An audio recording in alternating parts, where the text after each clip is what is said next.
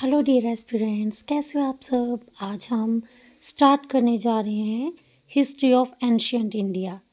तो सबसे पहले इसमें हम पढ़ेंगे कि भारत का नाम कैसे बढ़ा। ठीक है। तो डिफरेंट टाइप्स के जो एपिक्स हैं, पुराण्स हैं। एपिक्स मीन्स कि महाकाव्य। तो महाकाव्य और पुराणों से हमारे देश को भारतवर्ष नाम मिला। ठीक है ना। तो महाकाव्य और पुराणों से हमारे देश को कौन सा नाम मिला? भारतवर्ष। अब भारतवर्ष जो है, अब बेटा जैसे कि आपको पता है कि भरत के नाम पे, दुष्यंत और शकुंतला के बेटे भरत के नाम पे ही भारत का नाम भारत पड़ा। तो और जो भरत की जो मतलब, तो इसलिए इसको भरत के नाम पे इसको कंट्री ऑफ भरत कहा गया और यहाँ के निवासियों को भरत की संतान या भारती कहा गया। अब जैसे ये देखो, जो यूनानी लोग थे ना, जो यवन लोग थे या ग्रीक लोग थे, इन्होंने भारत को इंडिया का नाम दिया। अब क्या हुआ कि ये देखो, ये जैसे इंडिया का मैप है, तो यहाँ पे पाकिस्तान है ना, इस साइड यहाँ पे सिंधु रिवर्स, ये वेस्टर्न साइड जो है यहाँ पे सिंधु रिवर फ्लो करती है। अब जो भी भारत में आया तो वो क्या बोलते, वो ना सिंधु रिवर, जो इंडस रिवर है, ये सिंधु को इंग्लिश में इंडस बोलते हैं।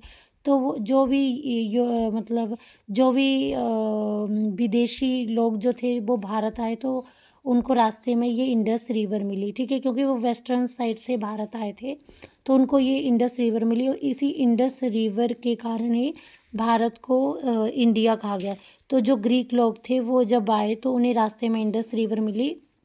जब उन्होंने भारत में एंटर किया तो इंडस रिवर मिली, जिससे इसका नाम जो है वो इंडिया पड़ा।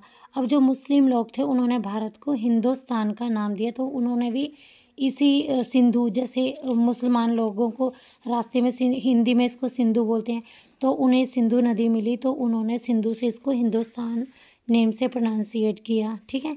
अब सबसे पहले हम इसमें सबसे पहला टॉपिक पढ़ेंगे, रिलीजियस एंड हिस्टोरिकल स्क्रिप्ट। ठीक है। तो ये जो धार्मिक और ये ऐतिहासिक ग्रंथ हैं, इससे हमें पता चला एंशियंट इंडिया के बारे में। तो इंडियन हिस्ट्री को जानने के लिए रिलीजियस और हिस्टोरिकल स्क्रिप्ट के द्वारा हम इंडियन हिस्ट्री को, उस टाइम की इंडियन हिस्ट्री को अच्छे से जान सके। तो इसमें सबसे पहले सोर्सेज आते हैं। अब ये सोर्सेज जो है 4 टाइप्स के हैं: religious scripts, historical script, record of foreigners and archaeological evidence. अब धार्मिक ग्रंथों से हमें पता लगा कि उस टाइम कैसा, उस टाइम एंशियंट जो इंडिया थी, उस टाइम का भारत में किस तरह का मतलब धर्म से रिलेटेड कैसा वो था, कि उस टाइम कौन सा उनका धार्मिक ग्रंथ था, वो किस भगवान की पूजा करते थे। हिस्टोरिकल स्क्रिप्ट से उनकी हिस्ट्री के बारे में पता चला, राजा महाराजाओं की, कि उस टाइम किस तरह का वो जीवन जीते थे। रिकॉर्ड ऑफ फॉरेनर्स, अब ये जो फॉरेनर्स आते थे ना, वो भारत में यात्रा करने आते थे, तो वो भारत में जब भारत के अलग अलग जब वो जहाँ भी जाते थे, तो वो उस एरिया को ऑब्ज़र्व करते थे और फिर अपनी बुक्स में उसके बारे में लिखते थे। तो फॉरेनर्स की बुक से भी उस टाइम की इंडिया के बारे में पता चला। आर्कियोलॉजिकल एविडेंस, ठीक है ना। तो आर्कियोलॉजिकल एविडेंस से भी इंडियन हिस्ट्री को अच्छे से मतलब उस टाइम की इंडियन हिस्ट्री को अच्छे से जान सकें। ठीक है। तो सबसे पहले रिलीजियस एंड हिस्टोरिकल बुक। ठीक है। तो रिलीजियस स्क्रिप्ट में जो आता है, सबसे पहले वैदिक लिटरेचर आता है। तो वैदिक लिटरेचर में क्या क्या आता है? रिलीजियस स्क्रिप्ट यानी कि धार्मिक ग्रंथ। उस टाइम के ये जो धार्मिक ग्रंथ हैं, इससे इन्होंने ये सबसे पहला सोर्स है और इन धार्मिक ग्रंथों से मतलब कि इंडियन हिस्ट्री को जानने के लिए बहुत ही यूज़फुल थे। तो पहले वेदा, ब्राह्मण स्क्रिप्ट, पुराण, वेदांग, उपनिषद, स्मृति स्क्रिप्ट, ये सभी वैदिक लिटरेचर के पार्ट है। वैदिक लिटरेचर के पार्ट वेदा, ब्राह्मण स्क्रिप्ट, पुराण, वेदांग, उपनिषद, स्मृति स्क्रिप्ट, स्मृति ग्रंथ। फिर ये है धर्मसूत्र, अरण्यक और जैन साहित्य और बौद्धिक लिटरेचर। ठीक है। तो इन वैदिक लिटरेचर से इंडियन हिस्ट्री को जाना गया। ठीक है। अब ये हिस्टोरिकल बुक्स है, इन हिस्टोरिकल बुक्स से भी जैसे ये कौटिल्य भारत आया था, तो कौटिल्य ने अपने अर्थशास्त्र में वहाँ की इकोनॉमी के बारे में लिखा था। कल्हण की राजतरंगिणी में भारत के बारे में काफ़ी विवरण है। अली अहमद की चचनामा, पाणिनि की अष्टध्यायी, कात्यायन की गार्गी संहिता और पतंजलि की महाभाष्य। तो इन हिस्टोरिकल बुक से भी भारत को जाना गया। तो अब सबसे पहले हम जानेंगे वेदा के बारे में। तो वेदा जो है, सबसे पहले आपको इस तरह से क्वेश्चन आ सकता है कि which is the oldest script of India. तो सबसे पुराना ग्रंथ कौन सा है भारत का? तो वेद हैं। ठीक है। अब वेद के कंपाइलेटर्स कौन है, किसने मतलब वेद की रचना की है? तो महर्षि कृष्ण द्वैपायन वेदव्यास। ठीक है। तो वेदा को 4 टाइप्स में डिवाइड किया गया, ऋग्वेद, सामवेद, यजुर्वेद, अथर्ववेद। सबसे पहले ऋग्वेद आया और सबसे बाद में अथर्ववेद आया। ठीक है। तो ऋग्वेद जो है वो ओल्डेस्ट वेदा है। ऋग्वेद जो है इसका मीन्स क्या है? Collection of systematic knowledge of रूचा। ठीक है ना। जो मतलब कि जो ऋचाएँ हैं, जो श्लोक हैं, उनकी सिस्टमैटिकल नॉलेज की कलेक्शन को ही ऋग्वेद कहते हैं। अब ऋग्वेद में 10 मंडल्स हैं, 1028 सूक्तास हैं और 10,462 ऋचाएँ हैं। तो ऋग्वेद में 10 मंडल हैं, 1028 सूक्त हैं और 10,462 इसमें श्लोक हैं। ठीक है। तो इंद्र जो थे वो मोस्ट इम्पॉर्टेंट गॉड थे। वो हमें कैसे पता लगा कि उस टाइम जो इंद्र मोस्ट इम्पॉर्टेंट गॉड है? तो इंद्र के लिए जो है वो 250 ऋचाएँ, ये 250 ऋचाएँ हैं और अग्नि के लिए जो है वो 200 ऋचाएँ हैं। और जो ऋग्वेद को पढ़ता है उस ऋषि को होत्री कहते हैं। ठीक है ना। अब ऋग्वेद से हमें इंफॉर्मेशन मिलती है कि अब ऋग्वेद, अब देखो ये जो ग्रंथ है ये कैसे, ये इससे हमें क्या इंफॉर्मेशन मिलती है? तो ऋग्वेद से आर्यन के राजनैतिक मतलब जो पॉलिटिकल सिस्टम है उसके बारे में पता है। अगर आप ऋग्वेद को पढ़ोगे तो आपको पता चलेगा कि आर्यन के पॉलिटिकल सिस्टम के बारे में इंफॉर्मेशन मिलती है। ठीक है। ऋग्वेद के तीसरा मंडल जो कि विश्वामित्र द्वारा कंपोज किया गया। बेटा यहाँ से क्वेश्चन आता है कि ऋग्वेद का तीसरा मंडल जो है, जो कि विश्वामित्र द्वारा कंपोज किया गया है, वो मतलब जो है रिलेटेड टू वो जो है ये सॉरी बेटा, जो गायत्री मंत्र है वो ऋग्वेद के तीसरे मंडल में आता है और ये विश्वामित्र द्वारा कंपोज किया गया। और गायत्री मंत्र आपको पता है ना, सूर्य भगवान को डेडिकेट है। ठीक है ना।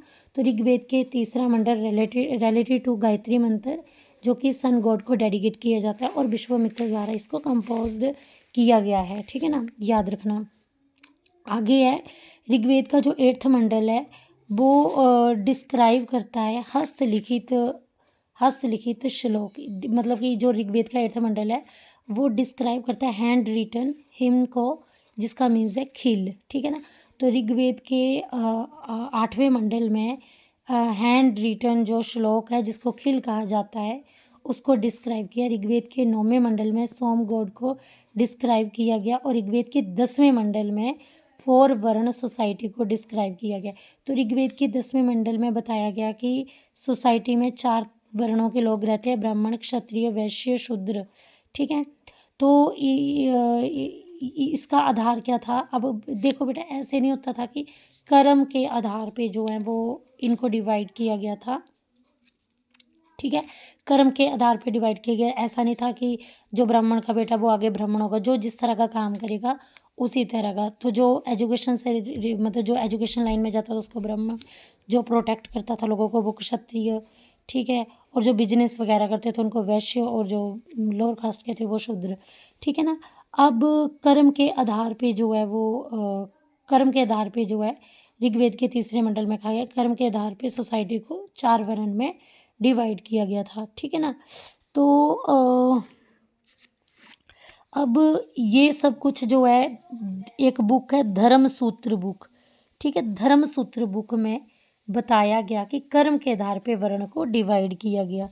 तो मैंने बताया जो ब्राह्मण थे जो एजुकेशन लाइन में जाते थे उनको ब्राह्मण में क्लासीफाई डिवाइड कर दिया। जो डिफेंस करते थे वो क्षत्रिय थे, जो ट्रेड करते थे वो वैश्य थे, जो सेवाएं देते थे वो शूद्र थे। ठीक है ना। तो उस टाइम जो था वो किसी भी तरह का डिस्क्रिमिनेशन नहीं होता था, ठीक है ना। तो याद रखना बेटा, ये बुक का नेम पूछ लेते हैं कि कर्म के आधार पे वर्णों को डिवाइड किया गया, ये किस बुक में पता लगा, तो धर्मसूत्र बुक में पता चला, ठीक है ना। तो ये धर्मसूत्र बुक जो है, इसमें जो है हर वर्ण की ड्यूटी को डिस्क्राइब किया गया है, ठीक है।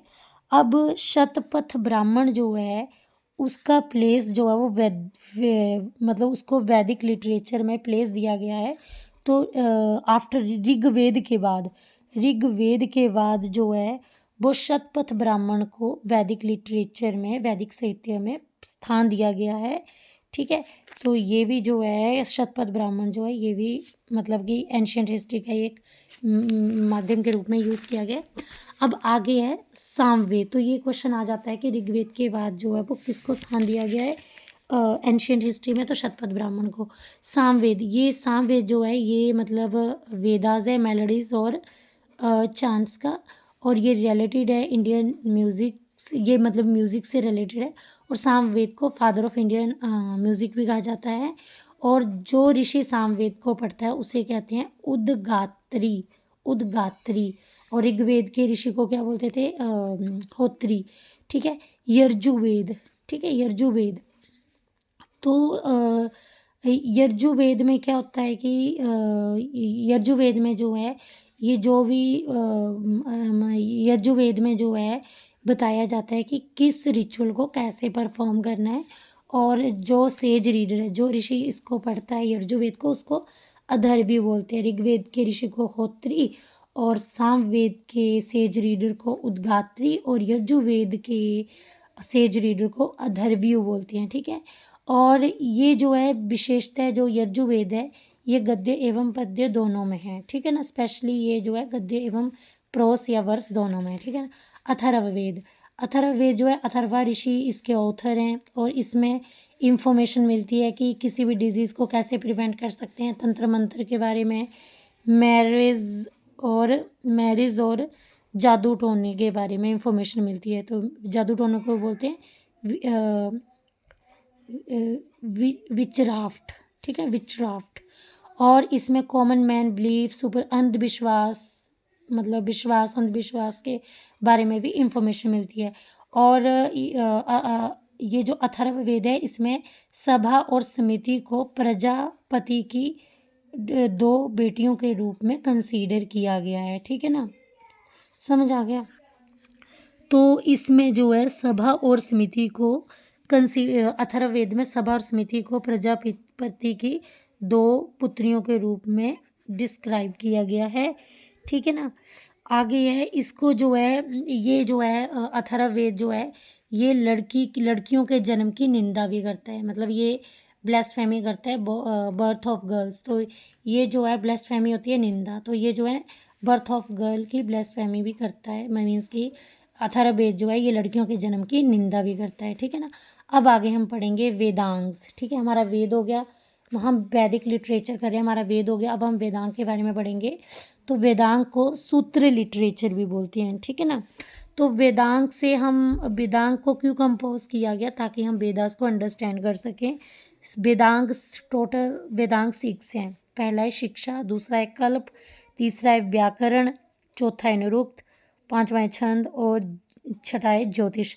तो शिक्षा मतलब कि फोनेटिक्स की कैसे, मतलब को किसी मंत्र को कैसे उसका उच्चारण करना है, कैसे उसको प्रोनाउंसिएट करना है। कल्प मीन्स की रिचुअल की कोई भी रिचुअल कैसे परफॉर्म करना है।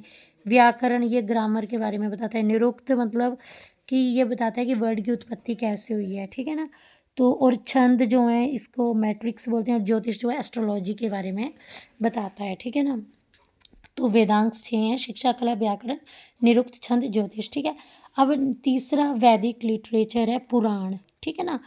तो पुराण जो है मतलब ये जो है डिस्क्राइब करता है जो भारत की ऐतिहासिक कहानियाँ है ना, हमें पुराण से जो है इंफॉर्मेशन मिलती है, इंडियन हिस्टोरिकल स्टोरीज़ के बारे में पता चलता है। पुराण के कंपोज़र कौन है, लोम हर्ष एंड उनके बेटे उग्रश्रवा। पुराण के कंपोज़र कौन है, ऋषि लोमहर्ष एंड उनके बेटे उग्रश्रवा, ठीक है। पुराण जो है मोस्टली जो है संस्कृत में ही लिखे गए हैं। अब पुराण के जो पुराण को पढ़ते हैं उनको पुजारी बोलते हैं। वूमेन जो औरतें हैं और जो शूद्र हैं उनको पुराण को पढ़ना ना तो वो पुराण को पढ़ सकते हैं ना सुन सकते हैं।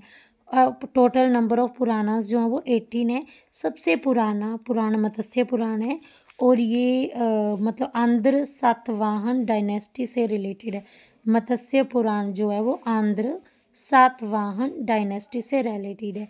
विष्णु पुराण जो है वो मौर्यन डायनेस्टी से रिलेटेड है। वायु पुराण जो है वो गुप्ता डायनेस्टी से रिलेटेड है। ब्राह्मण पुराण जो है वो महापुराण या फिर पुरुवंश, याद रखना, विष्णु, मौर्यन, वायु, गुप्त, ब्राह्मण, पुरु या फिर महापुराण, ठीक है। और भागवत पुराण जो है वो कृष्ण की भक्ति से, श्री कृष्ण भक्ति से रिलेटेड है, ठीक है ना। तो इनसे जो है इन पुराणों से राजाओं की वंशावली के बारे में इंफॉर्मेशन मिलती है, ठीक है ना। ठीक है कि जब क्या बोलते हैं मत्स्य पुराण था तो उस टाइम आंध्र सातवाहन की डायनेस्टी थी। जब विष्णु पुराण था उस टाइम मौर्यन डायनेस्टी के बारे में इंफॉर्मेशन देता है। वायु पुराण गुप्ता डायनेस्टी के बारे में बताता है। ब्राह्मण पुराण जो है वो महापुराण या पुरुवंश के बारे में बताता है। भागवत पुराण जो है वो श्री कृष्ण से उनकी भक्ति को डिस्क्राइब करता है, ठीक है। अब हमारा चौथा वैदिक लिटरेचर है ब्राह्मण स्क्रिप्ट, ठीक है। तो ये भी वेदा का ही पार्ट है और इसमें बताया जाता है कि इसमें ये रिचुअल और मेथड से बताए जाते हैं कि कैसे कोई यज्ञ या रिचुअल परफॉर्म करना है, ठीक है। और मेजर ब्राह्मण बुक्स कौन कौन सी है, तो ऋग्वेद, यजुर्वेद, सामवेद। तो ऋग्वेद की ब्राह्मण बुक कौन सी है, ऐतरेय ब्राह्मण, कौशितकी ब्राह्मण। ऋग्वेद की ब्राह्मण बुक है ऐतरेय ब्राह्मण, कौशितकी ब्राह्मण। यजुर्वेद 2 पार्ट में डिवाइड है, शुक्ल यजुर्वेद, कृष्ण यजुर्वेद। तो शुक्ल से याद रखना शुक्ल यजुर्वेद का धार्मिक ब्राह्मण ग्रंथ है शतपथ ब्राह्मण, ठीक है। शतपथ ब्राह्मण में अब यहाँ से बड़े इंपॉर्टेंट क्वेश्चन आता है कि शतपथ ब्राह्मण में स्त्री को पुरुष की अर्धांगिनी कहा गया है।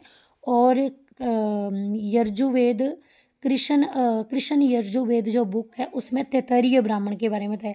ऋग्वेद में ऐतरेय और कौशितकी और शुक्ल यजुर्वेद में शतपथ ब्राह्मण जिसमें स्त्री को पुरुष की अर्धांगिनी बताया गया। और कृष्ण यजुर्वेद में तैतरीय ब्राह्मण के बारे में बताया। सामवेद में जैमिनीय और पंचविश ब्राह्मण ग्रंथ के बारे में बताया। सामवेद में जैमिनीय और पंचविश धर्म ग्रंथ के बारे में बताया। अथर्ववेद में गोपथ ब्राह्मण ग्रंथ के बारे में बताया है। अब अदर वैदिक लिटरेचर जो हैं तो दूसरे वैदिक साहित्य कौन कौन से हैं, तो मैत्रेयनी जो वैदिक लिटरेचर है उसमें वुमेन की सबसे बुरी पोजीशन के बारे में बताया गया है।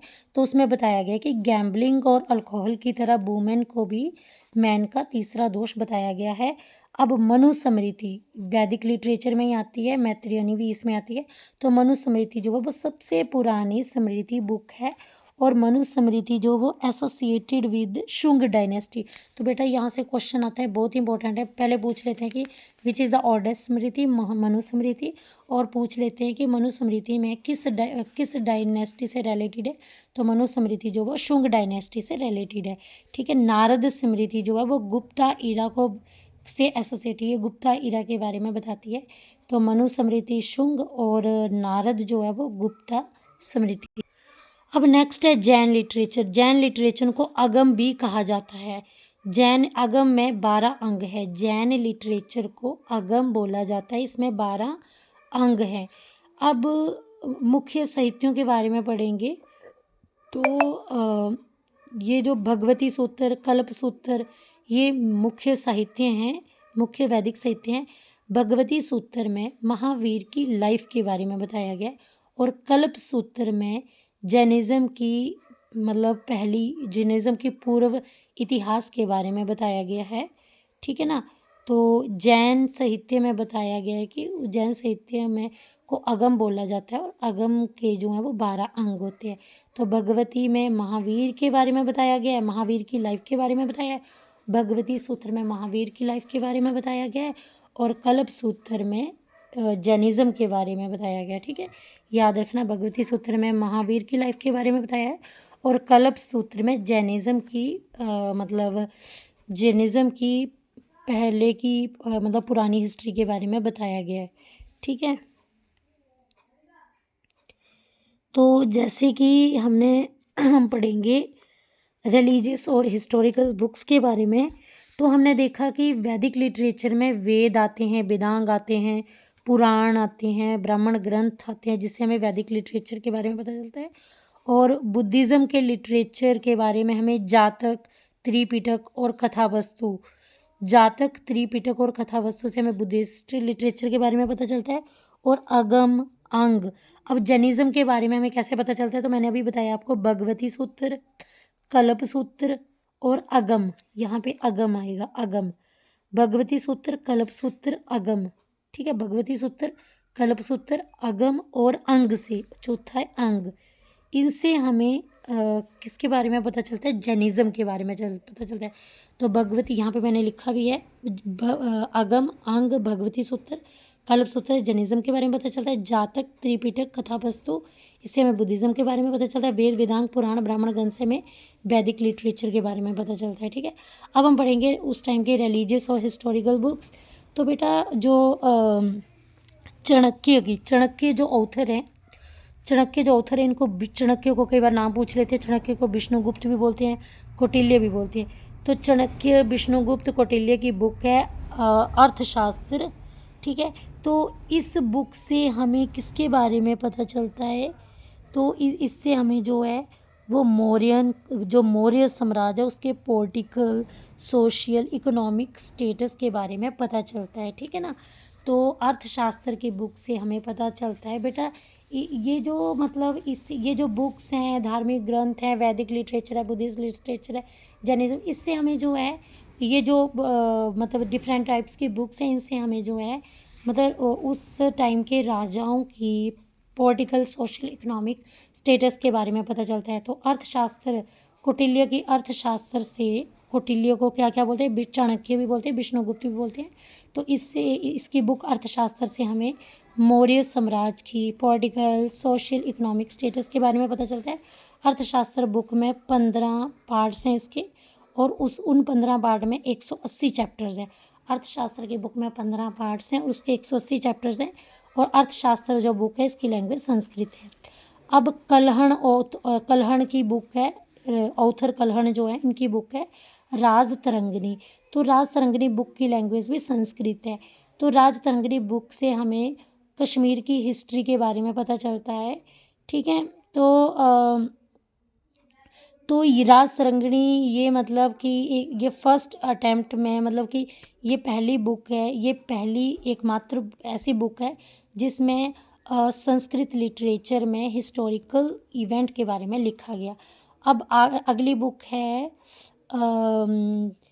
फ़तेहनामा सिंध, जिसको चचनामा बुक है, जिसको फ़तेहनामा सिंध भी बोलते हैं। और अली अहमद जो है वो चचनामा बुक के या फ़तेहनामा सिंध, ये चचनामा या फ़तेहनामा सिंध बुक के ऑथर हैं, बुक के ऑथर हैं अली अहमद। तो इन्होंने बताया था कि सिंध कॉन्क्वेस्ट ऑफ अरब, कि इन्होंने बताया था कि सिंधों का जो अरब पे आक्रमण हुआ था, तो उसके बारे में बताया गया है चचनामा बुक में। चचनामा बुक की जो लैंग्वेज है वो पर्शियन में लिखी गई है। राजतरंगिणी और अर्थशास्त्र संस्कृत में लिखी गई हैं। ठीक है, और चचनामा जो है पर्शियन में लिखी गई है। ठीक है, तो चचनामा बुक में पता लगा कि अरेबियन का जो सिंध के ऊपर अटैक हुआ था, तो इस बुक में उसके बारे में विवरण दिया गया है, उल्लेख किया गया है। अब आगे है पाणिनि की अष्टध्यायी। पाणिनि की बुक है, ऑथर पाणिनि जो उनकी बुक है अष्टध्यायी। ठीक है, तो ये जो है पहली बुक संस्कृत ग्रामर की फर्स्ट बुक है अष्टध्यायी। ठीक है, कौन सी, अष्टध्यायी। तो इसमें नॉलेज मिलती है pre Mauryan and Mauryan era political system. तो हमें इनमें जो पूर्व मौर्यन या फिर मौर्यन के पॉलिटिकल सिस्टम के बारे में पता चलता है अष्टध्यायी बुक से, पाणिनि की अष्टध्यायी बुक से। ठीक है ना, तो ये जो है संस्कृत ग्रामर की पहली बुक थी और इसमें मौर्यन के पॉलिटिकल सिस्टम और प्री मौर्यन के बारे में पता चलता है। अब कात्यायन की गार्गी संहिता बुक जो है, इससे हमें जो है उस टाइम की जो है उस टाइम जो हमें जो ग्रीक का जो भारत के ऊपर अटैक हुआ था उसकी इंफॉर्मेशन मिलती है हमें। एस्ट्रोलॉजी ज्योतिष के बारे में इस बुक से नॉलेज मिलती है, ज्योतिष ज्ञान के बारे में नॉलेज मिलती है, ठीक है ना। तो कात्यायन की बुक से हमें गार्गी संहिता, कात्यायन की गार्गी संहिता से हमें जो है वो ग्रीक का भारत के ऊपर जो आक्रमण हुआ था तो उसके बारे में इंफॉर्मेशन मिलती है और एस्ट्रोलॉजी के बारे में भी इंफॉर्मेशन मिलती है। अगली बुक है महाभाष्य। तो जो ये पुष्यमित्र शुंग जो राजा थे इनके पुजारी थे पतंजलि, ठीक है। तो महाभाष्य जो है वो पतंजलि ने लिखी थी, ठीक है। और पतंजलि जो थे वो पुष्यमित्र शुंग जो राजा थे उनके शुंग डायनेस्टी के राजा थे ना पुष्यमित्र शुंग, उनके पुजारी थे पतंजलि। तो उन्होंने ये महाभाष्य बुक लिखी है। अब बेटा क्या बोलते महाभाष्य बुक से हमें इंफॉर्मेशन मिलती है शुंग डायनेस्टी के बारे में। अब हम पढ़ेंगे फॉरेन ट्रैवलर्स के रिकॉर्ड को पढ़ेंगे। तो बेटा हम देखेंगे कि डिफरेंट टाइप के फॉरेन ट्रैवलर्स आए, जैसे ग्रीक रोमन ट्रैवलर्स आए, चाइनीज़ ट्रैवलर आए, अरेबिक आए, अदर ट्रैवलर्स आए और इन्होंने यहाँ इंडिया में आके जो है इंडिया के ऑब्ज़र्व किया और इन्होंने डिफरेंट टाइप्स की बुक लिखी, ठीक है। तो सबसे पहले हम ग्रीक रोमन राइटर्स के बारे में पढ़ेंगे। तो यहाँ पे देखो मैंने कैसे ये ग्रीक रोमन ऐसे भी पूछ लेते हैं कि कौन से ग्रीक रोमन राइटर नहीं है, तो आपको पता नहीं चाहिए ग्रीक रोमन राइटर कौन है। Ctesias, Herodotus, Megasthenes, Deimachus. Ctesias, Herodotus, Megasthenes, Deimachus, ठीक है ना। तो ठीक है ना। तो आगे है ये है डायोनीसस, ये है पटोलमी, ये है प्लिनी, ठीक है। और ये बेटा ये सभी जो हैं ये कौन है, ये सभी जो हैं ग्रीक रोमन राइटर हैं, ये सभी ग्रीक रोमन राइटर हैं, ठीक है। तो अब ये टेसियस जो है ये रॉयल फिजिशियन है ईरान के, ये ईरान के जो हैं राज वैद्य हैं, ठीक है। टेसियस ग्रीक रोमन राइटर हैं और ये ईरान के राज वैद्य हैं। इन्होंने मतलब कि जो है इन्होंने इनक्रेडिबल डिस्क्रिप्शन की है इन्होंने इनक्रेडिबल डिस्क्रिप्शन की है और जो इनकी जो बुक है वो मतलब it is a full of amazing stories, ठीक है। अब हेरोडोट्स जो है ये फादर हैं हिस्ट्री के, ये भी टेसियस जो हैं ये ईरान के राजवैद्य हैं और इन्होंने इनकी बुक्स में अमेजिंग हिस्टोरिकल स्टोरीज देखने को मिलती है, अमेजिंग स्टोरीज देखने को मिलती है। हेरोडोट्स जो हैं ये भी ग्रीक रोमन राइटर हैं, ये फादर हैं हिस्ट्री के और इन्होंने बुक लिखी है हिस्टोरिका। मेगास्थनीज जो हैं ये जो हैं सेल्यूक्स निकेटर के राजदूत हैं और इन्होंने अपनी बुक मेगास्थनीज ने अपनी बुक इंडिका में, हेरोडोट्स की बुक है हिस्टोरिका और मेगास्थनीज की बुक है इंडिका, इन्होंने अपनी बुक में मौर्यन सिस्टम मतलब मौर्यन के बारे में इन्होंने इंफॉर्मेशन मिलती है इनकी बुक से। डाइमेक्स जो हैं, डाइमेक्स कौन है, ये सीरिया के राजा अंतियोकस के राजदूत हैं। डाइमेक्स सीरिया के राजा अंतियोकस के राजदूत हैं और ये जो है बिंदुसार के दरबार में आए थे। डाइमेक्स जो है बिंदुसार के दरबार में आए थे और ये सीरिया के राजा अंतियोकस के राजदूत हैं, ठीक है ना। तो मेगास्थनीज की बुक से हमें मौर्यन के बारे में इंफॉर्मेशन मिलती है। अब डायोनिसस जो राइटर हैं ग्रीक रोमन राइटर, ये जो थे इजिप्ट राजा प्टोलमी फिलडेल्फस के राजदूत हैं। डायोनिसस जो हैं वो इजिप्ट के राजा प्टोलमी फिलेडेल्फस, इजिप्ट के राजा प्टोलमी फिलेडेल्फस के राजदूत हैं डायोनिसस, ठीक है। ये भी डायोनिसस जो है वो अशोक के दरबार में आए थे। तो डाइमेक्स सार के दरबार में आए थे और डायनासिस जो है वो शोक के दरबार में आए थे। और ये इजिप्ट के राजा डायनासिस जो हैं वो इजिप्ट के राजा पटोलमी के राजदूत थे। पटोलमी ने इंडियन जियोग्राफी के बारे में बुक लिखी है 2nd सेंचुरी में। और प्लिनी पटोलमी ने इंडियन जियोग्राफी के बारे में लिखा है और प्लिनी ने नेचुरल हिस्ट्री बुक लिखी है। और इस बुक में इंडिया के फ्लोरा एंड फौना के बारे में बहुत ज्ञान मिलता है। और एक लास्ट बुक है, ये भी ग्रीक रोमन राइटर ने लिखी है, पर बेटा इसमें ऑथर ने अपना नाम डिस्क्राइब नहीं किया है। इस बुक का नाम है पेरिप्लस ऑफ एरिथ्रियन सी। और इसमें हमें भारत की मतलब 18 AD उस टाइम की भारत की बंदरगाहों के बारे में नॉलेज मिलती है। तो सबसे पहले आपको याद होना चाहिए ग्रीक और रोमन राइटर कौन से हैं। कौन से? टेसियस हेरोडोट्स मेगास्थनीज। टेसियस ईरान के राजवैद्य, हेरोडोट्स हिस्ट्री के फादर, मेगास्थनीज इंडिया बुक में मौर्य के बारे में बताया। डाइमैक्स बिंदुसार के दरबार में आया था और ये अंत्योकस सीरिया के राजा अंत्योकस का राजदूत था। डायोनिसस फिलडेल्फस पटोलमी फिलडेल्फस जो इजिप्ट के राजा पटोलमी फिलडेल्फस का राजदूत था और ये शोक के दरबार में था। पटोलमी ने इंडियन जियोग्राफी के बारे में अपनी बुक में लिखा, 2nd सेंचुरी की इंडियन जियोग्राफी के बारे में लिखा अपनी बुक में। प्लिनी ने जो है वो नेचुरल हिस्ट्री बुक लिखी है, इसमें इंडियन फ्लोरा फौना के बारे में पता चलता है। और पेरिप्लस ऑफ एरिथ्रियन सी जो है ये बुक भी ग्रीक और ईरान रोमन के राइटर ने लिखी है, बट इस बुक में ऑथर ने अपना नाम नहीं बताया। और इसमें जो है उस टाइम के इंडियन 18 AD के टाइम के इंडियन पोर्ट्स के बारे में नॉलेज मिलती है। ठीक है, तो नेक्स्ट है चाइनीज़ राइटर। तो ये हैं चाइनीज़ राइटर कौन कौन से हैं। हमने ग्रीक रोमन राइटर पढ़ लिए हैं, Ctesias, Herodotus, Megasthenes, Deimachus, Dionysius, Ptolemy, Pliny. ठीक है, अब हम पढ़ेंगे चाइनीज़ कौन कौन से। फाहियान, संयुगन, हवेनसांग और इत्सिंग। पहले हम फाहियान के बारे में पढ़ेंगे। तो फाहियान जो थे ये एक चाइनीज़ ट्रैवलर थे। ये जो थे इनके ये जो थे ये किसके टाइम में भारत आए थे। तो एक गुप्त राजा चंद्रगुप्त द्वितीय के टाइम में भारत आए थे। तो फाहियान जो था वो चंद्रगुप्त द्वितीय राजा के टाइम में भारत आए थे। इन्होंने कौन सी बुक लिखी थी? इन्होंने बुक लिखी थी फोगुजी। इसका मीन्स कि उस बुक में फोगुजी, इस बुक में बुद्धिस्ट किंगडम का रिकॉर्ड है, मतलब इसमें बुद्धिस्ट के साम्राज्य के बारे में बताया गया है।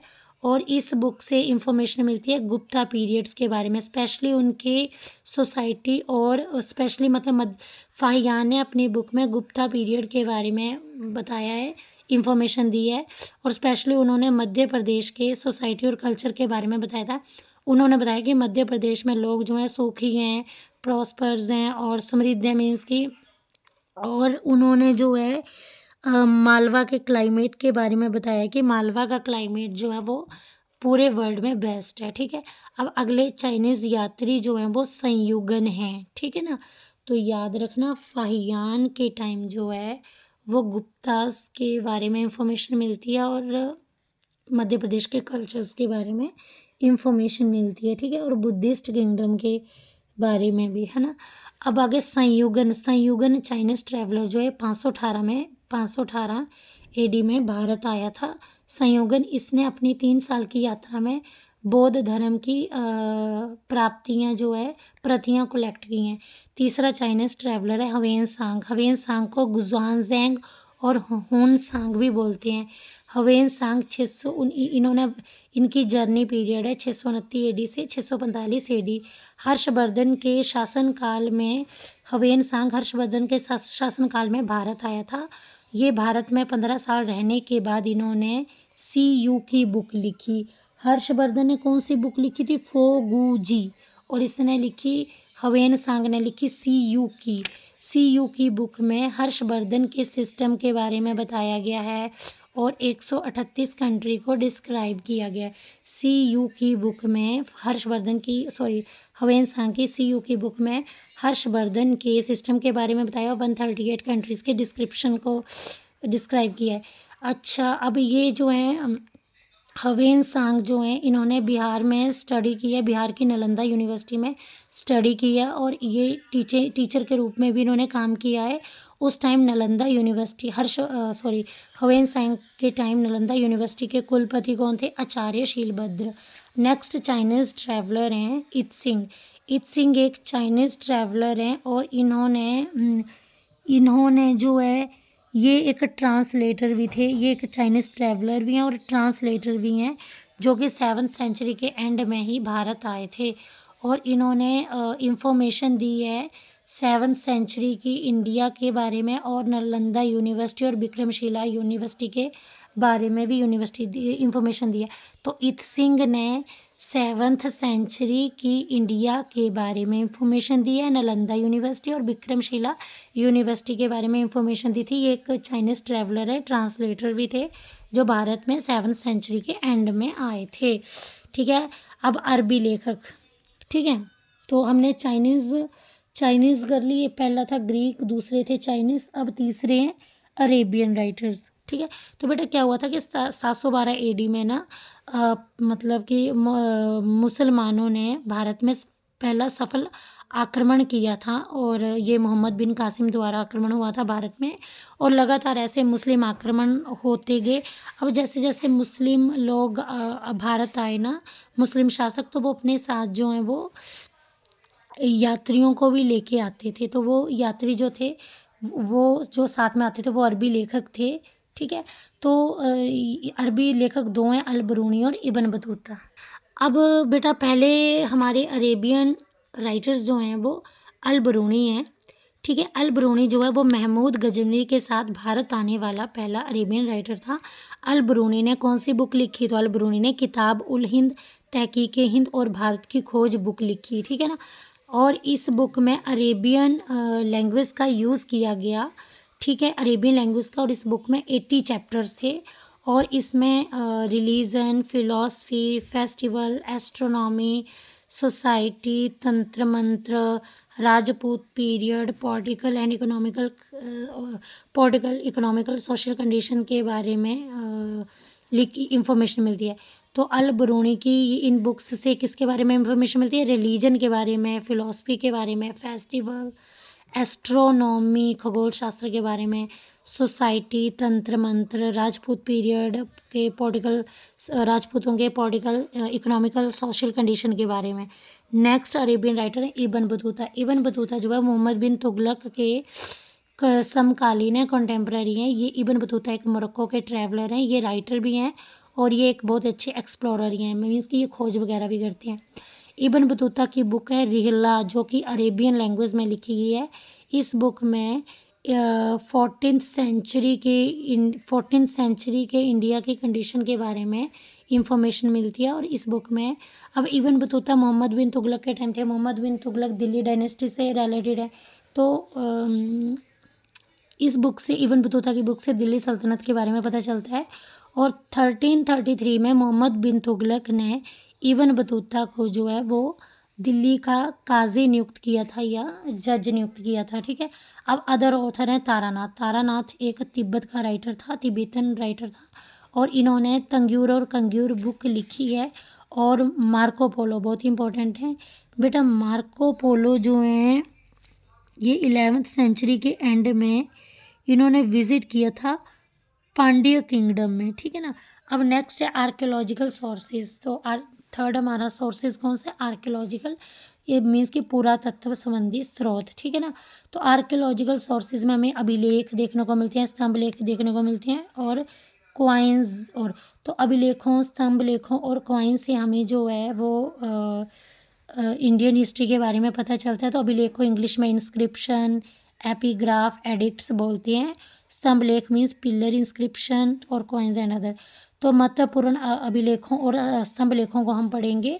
तो इम्पॉर्टेंट इंस्क्रिप्शन एंड पिलर, सबसे पहले हम सबसे इम्पॉर्टेंट इंस्क्रिप्शन और पिलर इंस्क्रिप्शन को पढ़ेंगे। ठीक है ना, तो बेटा ये पहला अभिलेख है बोगास काई अभिलेख। तो बोगास कोई अभिलेख जो है ये सबसे पुराना अभिलेख है। क्वेश्चन आ जाता है ये बेटा 1400 BC का है, मतलब कि अब 1400 BC मतलब कि जैसे अभी हमारा 2023 चला है, 2023 में 1400 प्लस कर दो तो इसका मतलब कि ये अभिलेख जो है वो 3700 साल पुराना है, ठीक है ना। ये बोगस अभिलेख 1400 BC का है। ये एशिया माइनर वाले एरिया में मिलता है। बोगस कोई अभिलेख जो है वो एशिया माइनर वाले एरिया में मिलता है।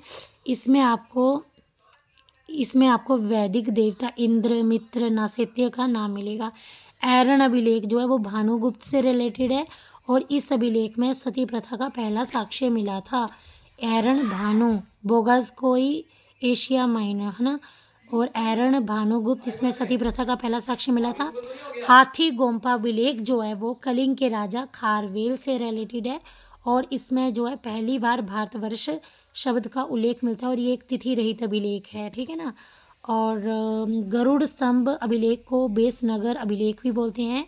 ये बेसनगर अभिलेख, गरुड़ स्तंभ, ये विदिशा का पुराना नाम है और ये अभिलेख जो है रिलेटेड है टू ग्रीक एम्बेसडर, ठीक है ना। तो ये बेसनगर अभिलेख किसका अभिलेख है? हीलियोडोरस जो कि एक ग्रीक एम्बेसडर है।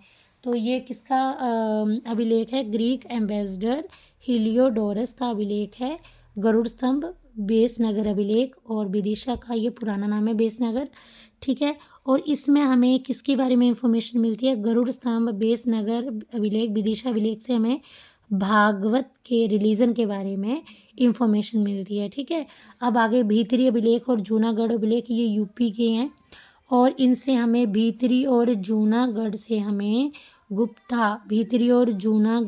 हमें गुप्ता राजा और गुप्ता किंग स्कंदगुप्त के बारे में पता चलता है। तो अब हम बाकी अभिलेखों को भी पढ़ेंगे डिटेल में। अब एक अभिलेख है जूनागढ़ यूपी का और एक है गिरनार गुजरात का अभिलेख है जूनागढ़। तो ये जो गुजरात का गिरनार अभिलेख है ना जूनागढ़, इसमें हमें जो है रुद्रदामन के बारे में पता चलता है, रुद्रदामन। और जो यूपी का जूनागढ़ है उसमें हमें स्कंदगुप्त के बारे में पता चलता है। नासिक अभिलेख से हमें गौतमी बलश्री से रिलेटेड है। प्रयाग स्तंभ लेख, प्रयाग जो है वो समुद्रगुप्त से रिलेटेड है। ऐहोल जो है पुलकेशिन द्वितीय से। मंदसौर अभिलेख मालवा नरेश यशोवर्मन से रिलेटेड है। इसमें हमें सिल्क वीवर्स कैटेगरी के बारे में इंफॉर्मेशन मिलती है। अब बेटा ग्वालियर अभिलेख जो है वो रिलेटेड टू प्रतिहार नरेश भोज, ठीक है। भीतरी जूनागढ़ अभिलेख जो है यूपी का, इसमें स्कंदगुप्त के बारे में इंफॉर्मेशन मिलती है, ठीक है। और जो है हुणों के इंडिया आक्रमण के भीतरी अभिलेख से हमें ये स्कंदगुप्त से रिलेटेड है और हमें इंफॉर्मेशन मिलती है कि भारत के हुण आक्रमण के बारे में इंफॉर्मेशन मिलती है भीतरी अभिलेख से। देवपाड़ा अभिलेख जो है वो बंगाल शासक विजय सिंह से रिलेटेड है। बेसनगर जिसको पहले विदिशा बोलते थे और गरुड़ स्तंभ ये रिलेटेड है होलियोडोरस, ठीक है। और इसमें हमें एविडेंस मिलते हैं भागवत रिलीजन के, सेंट्रल इंडिया में जो भागवत रिलीजन के एविडेंस मिलते हैं बेसनगर से। और ये है आपका ऐरन अभिलेख, ये भानुगुप्त से रिलेटेड है। ये जो है ये ऐरन अभिलेख जो है इसमें हमें फर्स्ट रिटन एविडेंस मिलता है सती प्रथा का। एशिया माइनर बोगस कोई अभिलेख 1400 BC, इसमें हमें वैदिक देवता मित्र, वरुण, इंद्र, नासत्य को मेंशन किया गया है। अब आगे क्वाइंस एंड अदर्स, तो इनसे भी हमें उस टाइम के राजाओं महाराजाओं के बारे में पता चलता है। सबसे ओल्डेस्ट कॉइन है इंडिया का आहत, और इंडिया का ओल्डेस्ट कॉइन को आहत सिक्के या पंचमारक सिक्के बोले जाते हैं। ये कैसे इन पे कैसे इंस्क्रिप्शन हुई थी? तो पहले क्या किया जाता है, मेटल के पीस को लिटरली मेल्ट किया जाता है और स्पेशल स्टैम्प की जाती है इस पीस ऑफ मेटल में। तो बेटा जब इंडिया में ग्रीक रूलर यानी कि यवन शासक आए थे, यूनानी शासक आए थे, तो वो सिक्कों में लेख लिखने का कार्य किया उन्होंने। तो इंडिया में सबसे पहले सिक्कों में लेख लिखने का कार्य किसने किया? तो यवन शासकों ने यानी कि ग्रीक रूलर्स ने किया, ठीक है ना। नहीं तो पहले तो स्पेशल स्टैम्प ही लगती थी। आहत सिक्के जो पंचमारक सिक्के थे ये सबसे पुराने सिक्के थे ना। अब बेटा समुद्रगुप्त जो राजा थे वो वीणा बजा रहे हैं और एक जो सिक्का है उसमें समुद्रगुप्त के बीणा बजाते हुए सिक्के में उनकी पिक्चर मिली है, जिससे अब पता चलता है कि उनके संगीत प्रेमी होने का एविडेंस पता चलता है। तो रोमन के जो कॉइन है वो कहाँ से रिसीव हुआ है, तो रोमन के कॉइन जो है वह पुडुचेरी के अरिकमेडु से प्राप्त हुए हैं। तो रोमन के कॉइन पुडुचेरी के अरिकमेडु से प्राप्त हुए हैं, ठीक है ना। अब यहाँ पे देखो सबसे पहले भारत के संबंध किसके थे, किसके साथ थे, तो वर्मा, मलाया, जावा के साथ थे। तो वर्मा को स्वर्ण भूमि कहते हैं, मलाया को स्वर्ण द्वीप बोलते हैं और जावा को यवद्वीप बोलते हैं। बर्मा को वर्तमान में म्यांमार बोलते हैं, मलाया को कंबोज बोलते हैं, जावा को यवद्वीप बोलते हैं। तो सबसे पहले भारत के संबंध इनके साथ स्थापित हुए। तो इसी के साथ मैं वीडियो को यहीं पर विराम लगाती हूँ। अगर आपको मेरी वीडियो पसंद आई हो तो please subscribe my channel and share with your friends. Okay, bye bye, have a nice day.